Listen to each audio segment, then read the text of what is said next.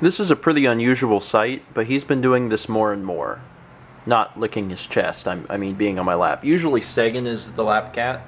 Kepler very, very rarely gets in laps, but lately he's been doing it, almost on a daily basis, which is really, really cool. By the way, hello everyone, and welcome to Tuesday? Started the day off by going over to the dentist and getting a filling. Hurts a little bit, but I'm okay, and the numbness is wore off. Today's the Apple event.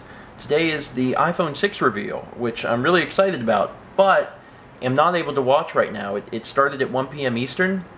I was ready to go. I sat down and started to watch it, and the stream was a little laggy, a little problematic, but then something bigger happened, and that was that people on stage were talking, but there was a Chinese translator talking. Like, it's like we were being fed a feed of what was being sent to, like, Chinese viewers. And that was kind of problematic because it was very hard to understand what they were saying because they're like talking, and then on top of them is a Chinese translator. So I decided not to watch it. I am going to watch it. I just haven't watched it yet. So I'm going to have to watch it later. Many hours later, they finally put the video up to stream, this time without a Chinese translator talking over everyone. And Mao and I sat down to watch it for dinner. So we just finished it. It was longer than I thought it would be, although I don't know why I thought it was not going to be that long, just because it had a lot to cover. First and foremost, they talked about the iPhone 6 and the other iPhone 6, the iPhone 6 Plus. I follow Mac rumors. If you guys are interested in Apple stuff, Apple hardware, whatever, you probably also follow Mac rumors. So if you have been following Mac rumors, this won't seem new to you. They've been talking about how the iPhone 6 would come in two sizes, 4.7 inch and 5.5 inch, for a long time, like months and months and months. This has been rumored.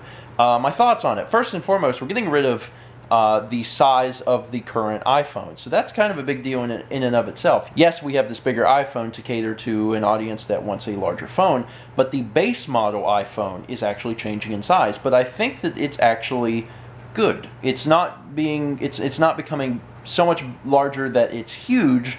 It's just becoming larger enough where you're like, oh hey, some extra screen real estate that I can still realistically reach with my thumb.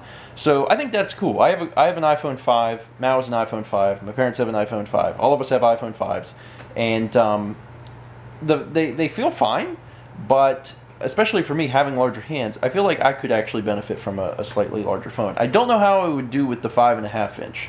That still feels gigantic. I've had other friends that have like the Galaxy Note and some other stuff, and they're big phones. And I don't know how I would feel about having a large phone like that. It might be okay, but I've never used one personally, so I'd probably have to like really play with it. Also, since I have such large hands, which I do, maybe a large phone like that would actually feel very natural. I don't know, but that's far off, and I don't have any current plans to get the iPhone 6. But it's cool that they introduced it in two sizes. All of the stuff that they talked about was really cool. I mean, a lot of it is just basic updates that they do every time the new phone comes out. You know, the camera's better. Now it can do 240 frames a second slow motion video, and that's all neat. But the big thing was that they added the NFC chip. I believe it's NFC? NFC. The NFC chip, which allows you to do wireless communications for payment, which is really cool. And they branded it all themselves. They said, this is going to be Apple Pay and all this stuff. But it's neat. It's actually really cool. And I put a lot of faith in Apple to actually lead the industry in terms of doing things like that. NFC chips have been in phones before, but Apple's trying to integrate it into all this stuff and bring in other companies to utilize that payment system on their phones. And I think that's really interesting. The fact that all of that information is saved on your phone with your billing address and all that other crap. So if you want to buy something, you just hit a button and you're done. You don't have to go through and do any additional crap. That's neat, and I really like that. And I think that's really nifty. As far as being able to tap your phone to the things at the Walgreens, that's neat. We just recently got cards that allow us to do that. So I've been like doing the little tappy tap, which makes me feel really futuristic. In fact, I had done it in Indiana. And we went to a Walgreens. I did it at a Walgreens in Indiana, and the lady says, I've never seen anyone do that before. And I was like, I know, it's so cool. But it's not actually that cool. But doing it in your phone is pretty neat. So that's just kind of a natural progression. I'm someone who wants all of that. I want all of that payment stuff in the phone. I'm not willing to get an iPhone 6 to get it, but I think that's really cool, and I feel like that's the way we're heading, so that's neat. And I like that. That's cool. Otherwise, really, the big thing was the iWatch, and I was curious to see what the iWatch was going to look like and how it was going to function, because the UI has got to be very particular because it's such a small piece of screen real estate.